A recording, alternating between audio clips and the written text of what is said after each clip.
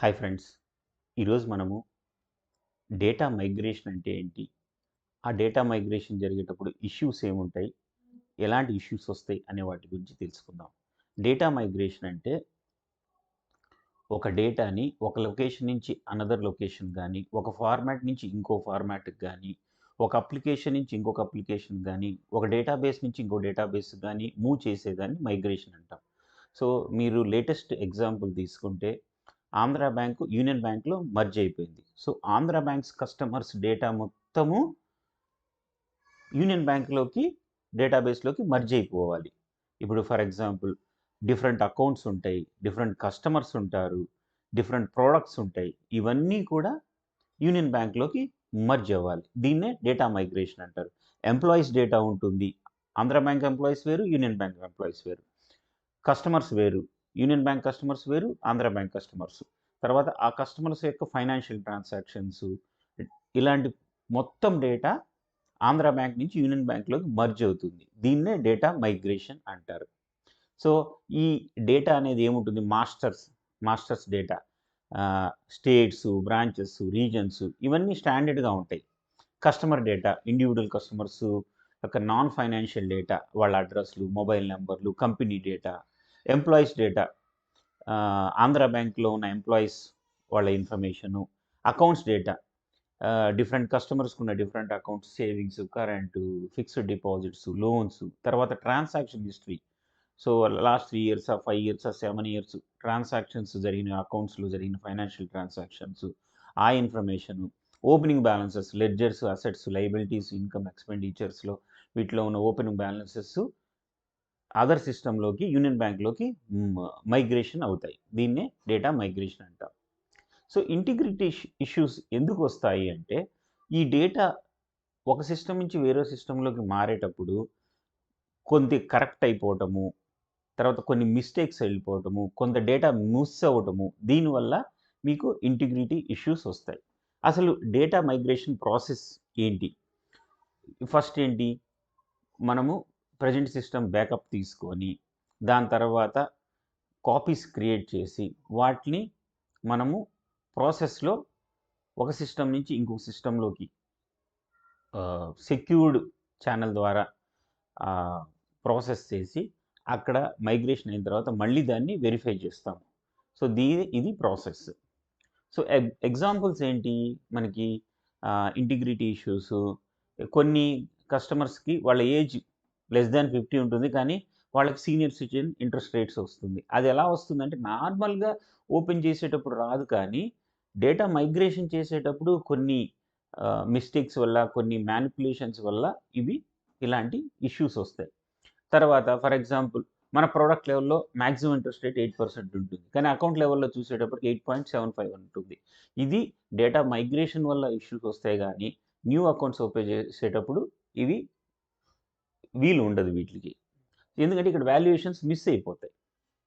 So ఈ data migration చేసేటప్పుడు challenge ఏంటి, డేటా లాస్ అవ్వటము, డేటా కరప్షన్ అవ్వటము, తర్వాత డేటా ఎక్కువ అవ్వటం వల్ల అప్లికేషన్ పెర్ఫార్మెన్స్ స్లో అవ్వటము, సో ఇంటిగ్రేషన్ ప్రాబ్లమ్స్ మీరు చెప్పినట్టు, తర్వాత యూజర్స్ ట్రైనింగు, ఇవన్నీ. ఎందుకంటే ఒక అప్లికేషన్లో టేబుల్స్ డిఫరెంట్ స్ట్రక్చర్స్ ఉంటాయి, కానీ అదర్ సిస్టంలోకి వెళ్ళేటరికి ఆ స్ట్రక్చర్ మారిపోతుంది. సో ఇవి కూడా ఛాలెంజెస్ ఉంటాయి. సో డేటా మైగ్రేషన్లో ఫస్ట్ డేటా ప్రిపరేషన్ చేయటము, దాన్ని మైగ్రేషన్ చేయటము, క్వాలిటీ అష్యూరెన్స్ అంటే ప్రాపర్గా అది అదర్ సిస్టంలోకి వెళ్ళిందా అనేది వెరిఫై చేసేదాన్ని క్వాలిటీ అష్యూరెన్స్ అంటారు. సో డేటా మ్యాపింగ్ అంటే ఏంటి, సో 2 అప్లికేషన్స్ మీరు అన్న ఒక అప్లికేషన్ నుంచి లేదా ఒక డేటాబేస్ నుంచి ఇంకో డేటాబేస్కి వెళ్ళినప్పుడు ఒక టేబుల్లో ఒక ఫీల్డ్ నేమ్ ఉంటుంది, అదే డేటాబేస్ 2లో దేనికి మ్యాపింగ్ చేస్తారు. ఫర్ ఎగ్జాంపుల్ నేను తీసుకున్న ఎగ్జాంపుల్ తీసుకుంటే అప్లికేషన్ 1లో టేబుల్లో ఎంప్మాస్ట్ అనే టేబుల్ ఉంటుంది, దాంట్లో ఫీల్డ్ నేము ఎంప్లాయీ ఐడి, ఇది ఒక ఎంప్లాయీ యొక్క ఐడెంటిఫికేషన్ నెంబర్. కానీ డేటాబేస్ 2 అప్లికేషన్ 2లో టేబుల్ నేమ్ ఉండొచ్చు employee master, field name employee code అని ఉంటుంది. సో ఎంప్లాయీ ఐడి ఎంప్లాయీ కోడ్లోకి వెళ్తుంది, కాబట్టి అది తెలిస్తేనే మనకి ఏ డేటాకి ఏ టేబుల్కి ఏ టేబుల్ మ్యాపింగ్ ఉంది, ఏ డేటాకి ఏ డేటాకి మ్యాపింగ్ ఉన్నది అనేది మనకు తెలుస్తుంది. ఇది డేటా మ్యాపింగ్ మనము ప్రిపేర్ చేసినప్పుడే ప్రతి ఫీల్డ్కి మనం ఈ డేటా మ్యాపింగ్ రాస్తాం. తర్వాత టెస్ట్ డేటా అంటే మన టెస్ట్ కేసెస్ని ఎగ్జిక్యూట్ చేయడానికి అవసరమైన డేటాను తయారు చేసుకుంటాం. ఇది లైవ్ డేటా ఉండదు. ఏదో టెస్ట్ డేటా మనకి తోచిన పేర్లు, మనకు తోచిన అడ్రస్లతో డేటాని క్రియేట్ చేసుకొని మనం టెస్టింగ్కి యూజ్ చేసుకుంటూ ఉంటాము. సో ప్రీ కండిషన్స్ ప్రకారం ఒక బ్యాంక్ యూజర్ క్యాష్ టెల్లర్ అయి ఉండాలి అంటే అతనికి ఆ గ్రూప్ అసైన్ చేసి ఉండాలి.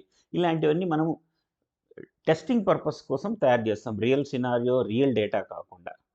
తర్వాత డేటా మాస్కింగ్. మీరు చూస్తే ఇక్కడ డేటా మాస్కింగ్ ఇది రియల్ డేటా కాదు. ఏమవుతుంది అంటే ఒక సిస్టమ్ నుంచి ఇంకో సిస్టమ్కి వెళ్ళినప్పుడు మాస్కింగ్ చేస్తారు. అంటే మీకు ఇప్పుడు ఫర్ ఎగ్జాంపుల్ ఇక్కడ చూడండి ఎస్ఎస్ఎన్ నెంబర్ అని ఉండేది. ఇక్కడ ఫుల్గా కనపడుతుంది. కానీ అక్కడ మాస్క్ అయినప్పుడు కొన్ని నెంబర్స్ని ఎక్స్ఎక్స్ అని, స్టార్ అని అలా పెట్టేసేస్తారు. అప్పుడు ఒరిజినల్ డేటా అనేది మాస్క్ అయిపోతుంది కాబట్టి రియల్ టైంలో ఓకే మనం వాల్యూమ్ చెక్ చేయాలి, లేదా యూజర్స్ ట్రైనింగ్ ఇవ్వాలి అలా అని అన్నప్పుడు ఇలాంటి డేటాని యూజ్ చేస్తారు. అప్పుడు ఒరిజినల్ పేర్లు కానీ ఫర్ ఎగ్జాంపుల్ ఏం చేస్తారంటే ఏని ఎస్తో మోడిఫై చేసేస్తారు. ఎక్కడెక్కడ ఏ ఉంటుందో అక్కడ ఎస్ ఉంటుంది. ఆర్ని టీతో మోడిఫై చేస్తారు. అప్పుడు ఏంటంటే ఒరిజినల్ నేమ్ని మనము తెలుసుకోలేము. లేదు అంటే ఇంపార్టెంట్ ఫీల్డ్ నేమ్స్ దగ్గర స్టార్ కానీ ఎక్స్ కానీ పెట్టేసేస్తారు. సింథటిక్ డేటా అంటే ఇది మనము డేటా దట్ ఆర్టిఫిషియల్గా జనరేట్ చేస్తాం. మనకి ఉన్న ఒరిజినల్ డేటా నుంచి దాన్ని ఆర్టిఫిషియల్గా తయారు చేస్తాం. దీన్ని సింథటిక్ డేటా అంటారు. తర్వాత బౌండరీ డేటా అంటే పెయిర్స్ 100 to 1000, 500 to 50,000 ఇలాంటి రేంజెస్ ఉన్న డేటాను కూడా మనము రెడీ చేస్తాము. తర్వాత అబ్నార్మల్ డేటా అంటే దీన్ని అబ్నార్మల్ డేటా అంటే యాక్సెప్టబుల్ కండిషన్స్ కంటే అవుట్ సైడ్ ఉంటుంది. ఇది డేటా రిజెక్ట్ అయిపోతూ ఉంటుందన్నమాట. దీన్ని అబ్నార్మల్ డేటా అంటాం. Thank you friends. నా వీడియో నచ్చితే లైక్ చేయండి, మీ ఫ్రెండ్స్కి ఫార్వర్డ్ చేయండి, తప్పకుండా కామెంట్